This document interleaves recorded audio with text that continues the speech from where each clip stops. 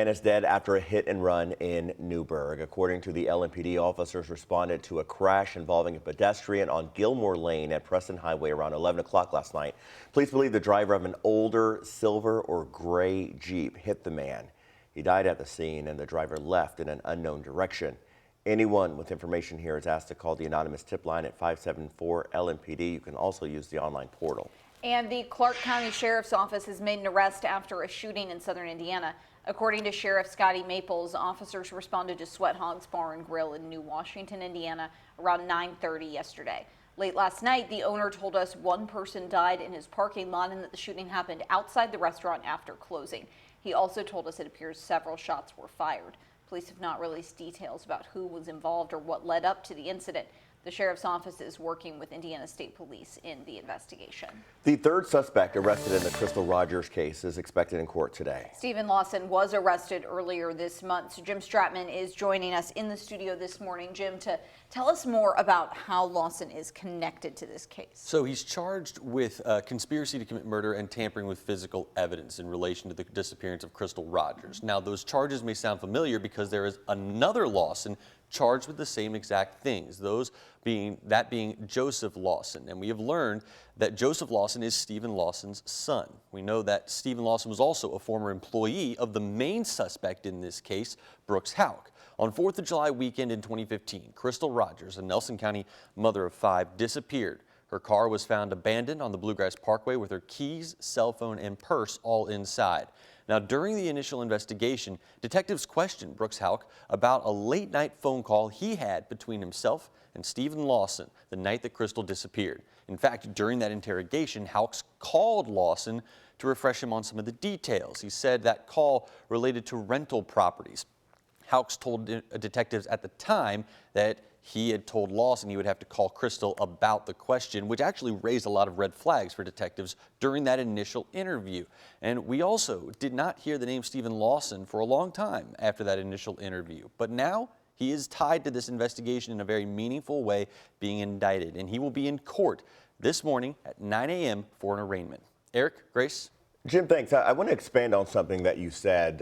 You mentioned Lawson's son, Joseph, is facing the same charges. His next court appearance is set for January 5th. Brooks Houck, who was Crystal Rogers' boyfriend when she disappeared, is scheduled to be in court on February 8th. He's charged with murder and tampering with physical evidence. He's being held on a $10 million bond.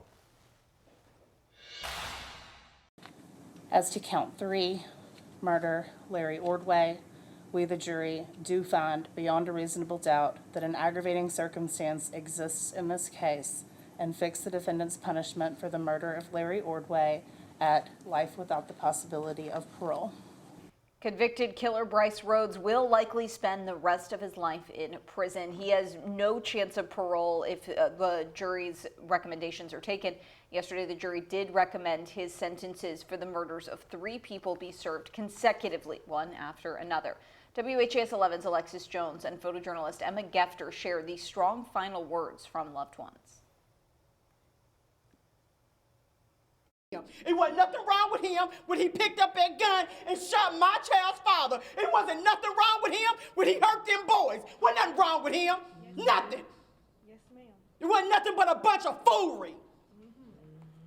So they could say, you can say whatever you want. You can talk about whatever you want. But the fact of the matter is, he should have been put to death. I just want to say that it's been 7 long years.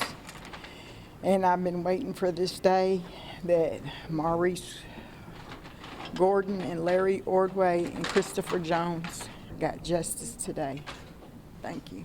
Both Elizabeth Wren and Jessica Martin were in the courtroom when the verdict was read. The jury recommended a sentence to life without parole for each of the 3 murder charges. Each sentence will run consecutively. This means Rhodes will spend his last days in prison unless the defense wins an appeal. There's always an appeal.